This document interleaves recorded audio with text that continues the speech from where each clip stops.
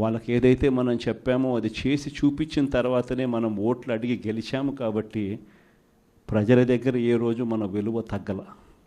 కానీ ఎన్నికలైన 9 నెలలు కూడా తిరక్క మునిపే ఈరోజు ఏ తెలుగుదేశం పార్టీ కార్యకర్త కూడా గడప గడప అంటూ ప్రజల ఇళ్లకు వెళ్ళే పరిస్థితి ఏ ఒక్కరికి కూడా లేదు, ఎమ్మెల్యే దగ్గర నుంచి కార్యకర్త దాకా. కారణం, ఏ గడపకు వెళ్ళినా కూడా వీళ్ళు ఎన్నికలకు ముందు ఇచ్చిన వీళ్ళ మేనిఫెస్టో సూపర్ 6లు సూపర్ 7లు ప్రజలు వీళ్ళకి ఇలా చూపించి ఆ ఇంట్లో నుంచి ఒక చిన్న పిల్లాడు బయటకు వస్తాడు, నా 15,000 ఏమైంది అని అడుగుతాడు. ఆ ఇంట్లో నుంచి 2 పిల్లలున్నా 3 పిల్లలున్నా ప్రతి పిల్లాడు బయటకు వచ్చి ఆ తెలుగుదేశం పార్టీ ఇంటికి వచ్చిన తెలుగుదేశం పార్టీ నాయకుడిని కార్యకర్తను ఆ పిల్లాడు కూడా ప్రశ్నిస్తాడు, నా 15,000 ఏమైంది అని.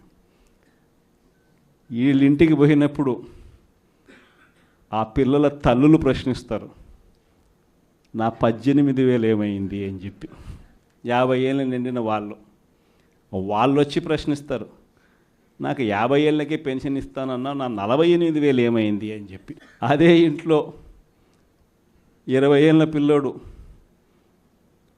ఆ పిల్లాడు వచ్చి ప్రశ్నిస్తాడు, నాకు నెల 3,000 ఇస్తానన్నా 36,000 ఏమైంది, నా 36,000 ఏమైంది అని. అదే ఇంట్లో బహుశా విజయవాడలో కొంచెం రైతులు తక్కువేమో కానీ కొంచెం గ్రామీణ ప్రాంతాలకు పోతే రైతులు కూడా కండువా వేసుకొని వచ్చే ప్రతి రైతు కూడా నా 20,000 సంగతి ఏమైంది అని అడుగుతాడు.